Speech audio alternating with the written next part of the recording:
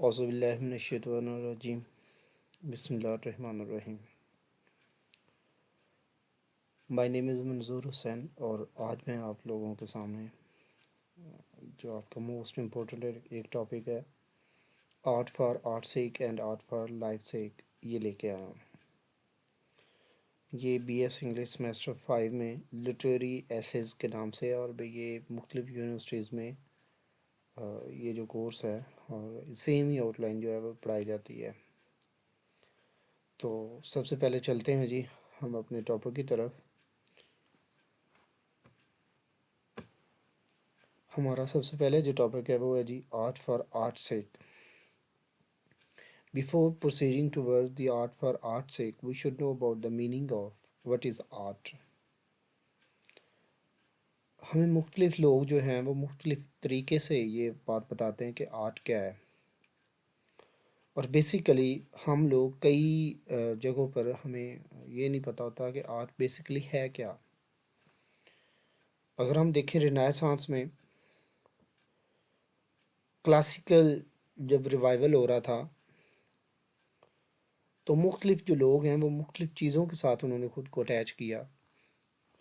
कुछ लोगों ने पेंटिंग में, ड्राइंग में, मुख्तलिफ चीज़ों में उन्होंने मुख्तलिफ जो है ना वो आप कह सकते हैं कि रेनोवेशन लेके आए। So keeping in view the same things,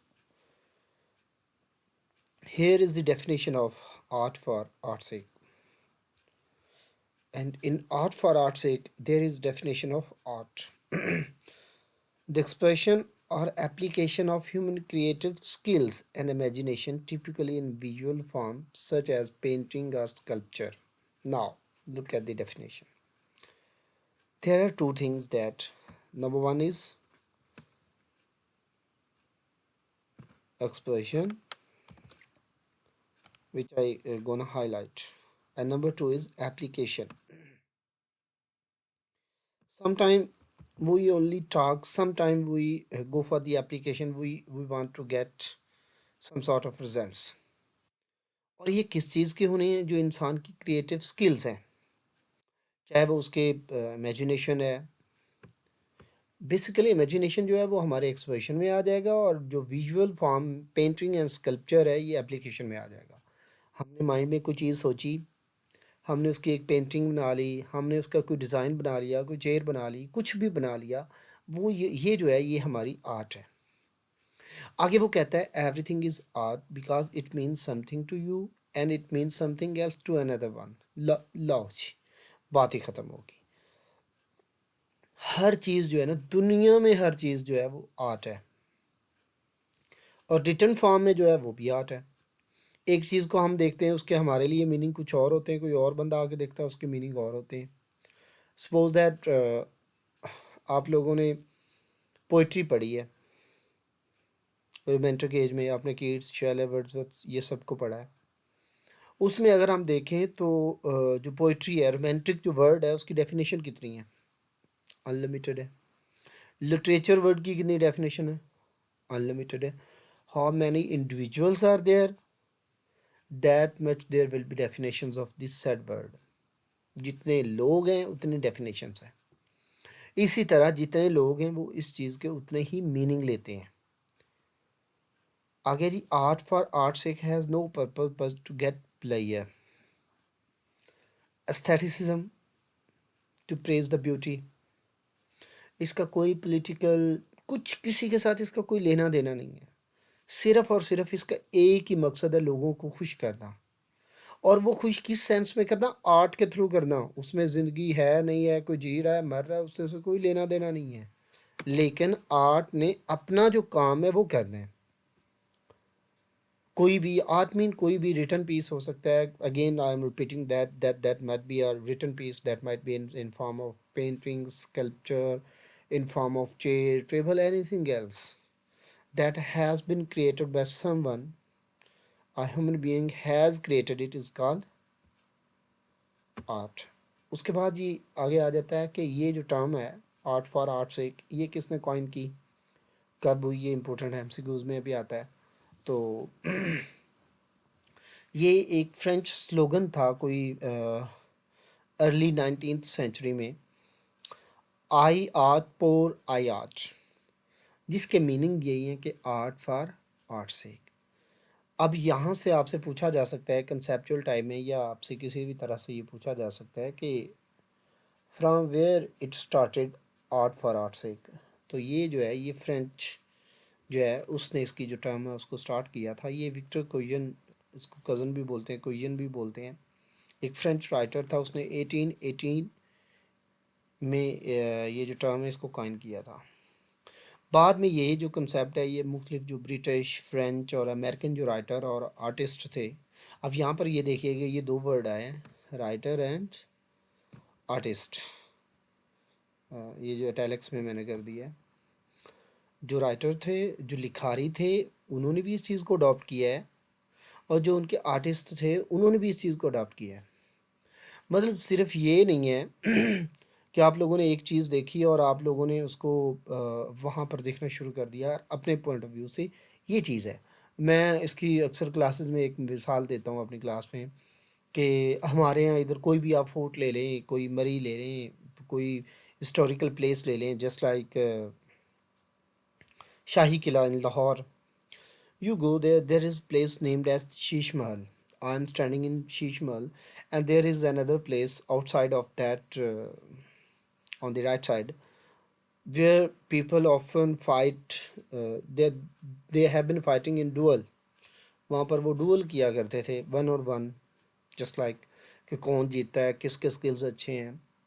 अब वो जो है, अब एक बंदा शीश महल में खड़ा है, वो उसकी मुसव्वरी को देख रहा है कि ये किस तरह से उन्होंने इसको सजाया हुआ है। एक बंदा वहीं पर खड़ा बाहर देख रहा है, एक बंदा वहीं पे खड़ा नेचर देख रहा है। ये है आपका पॉइंट ऑफ व्यू, ये है आर्ट, कि आपको वहाँ पर खड़े जी होकर कौन सी चीज़ अपील कर रही है। उसमें ज़िंदगी का तो नहीं है, उसमें लेना देना है ही कुछ नहीं। आगे जी, आर्ट फॉर लाइफ से एक deals with the players and moral lessons. उससे पहले वाला जो है, सॉरी एक लाइन में छोड़ गया। Art is a form of self expression, you use it to express. आप इसको इस्तेमाल करते हैं क्या करने के लिए? अपनी फीलिंग्स एंड इमोशंस। और वो हैं क्या? आपकी सोल में है, आपके माइंड में है, वो उन्होंने आपकी सोल में पेनिट्रेट किया हुआ है। और उन फीलिंग्स एंड इमोशंस को जब आप बताते हैं, ये आपका बन जाता है आर्ट फॉर लाइफ सेक, कि आपने अपनी ज़िंदगी के फीलिंग्स एंड इमोशंस को बताना है। अब उन फीलिंग्स एंड इमोशंस को हर बंदा अपने तरीके से लेगा। जैसा कि अगर हम देखें कीट्स की poetry, Keats has been writing about his personal life, he has been writing about death of his brother, he has been writing about the you can say betrayal of his fiancée, and many other writers have been writing about their own life. But perceiving is at we are perceiving it as something that deals with our life, that deals with our personal life. और ये जो सारी चीज़ें, इनको हम कहते हैं कि ये जो है, ये आर्ट फॉर, सॉरी, ये जो सारी चीज़ें ये हमारी हैं जी आर्ट फॉर लाइफ सेक। उसके बाद आखिरी इसी पेज पे आखिरी जो वर्ड है, art for life sake deals with the players and moral lessons. उसमें हमारी खुशियाँ भी आ जाती हैं, हमारे मॉरल लेसन्स भी आ जाते हैं, और ये सारी चीज़ें आ जाती हैं। नाउ यहाँ तक जो आर्ट फॉर आर्ट से है, उसमें ना आपकी खुशियाँ हैं ना कुछ है, वो सिर्फ एक नज़म लिखी हुई, वो नज़म है, उसमें कोई मोरालिटी नहीं, कोई कुछ नहीं है, ना उसमें कोई पॉलिटिकल बैकग्राउंड है। और जो आर्ट फॉर लाइफ से है, उसमें मोरालिटी भी है, पॉलिटिकल बैकग्राउंड भी है, कॉमन लाइफ ही, each and everything is there. दो पॉइंट बन गए, कि एक वो है आर्ट फॉर आर्ट सेक में कुछ भी नहीं है, और आर्ट फॉर लाइफ सेक में सब कुछ है। लास्ट स्लाइड है जी इन दोनों का कंपैरिजन। ये तीन चार राइटर्स हैं, उनके व्यूज़ हैं। सबसे पहले आर्ट फॉर लाइफ सेक में जो आते थे, ये आप कह सकते हैं two school of thought who has been dealing with art for art sake and art for life sake. अब जो आर्ट फॉर आर्ट सेक वाले थे, उनमें सबसे पहले ऑस्कर वाइल्ड आ जाता है जी। अब ये जो ऑस्कर वाइल्ड साहब हैं, इनको अगर हम देखें तो ये कहते हैं जी, art never express something but itself. वो कहता है आर्ट जो है ना, वो कुछ भी नहीं बताती, वो खुद को बता रही होती है, उसको ना किसी से कोई लेना देना है, ना किसी का खाना पीना। It has nothing to do with anything. वो तो अपने आप को बता रही है कि मैं आर्ट हूँ। एक नज़म है, वो नज़म है, उसमें कोई अखलाकियात नहीं, कोई मोरालिटी नहीं, कोई कुछ भी नहीं है। आगे वो कहता है life imitate art more than art imitate life.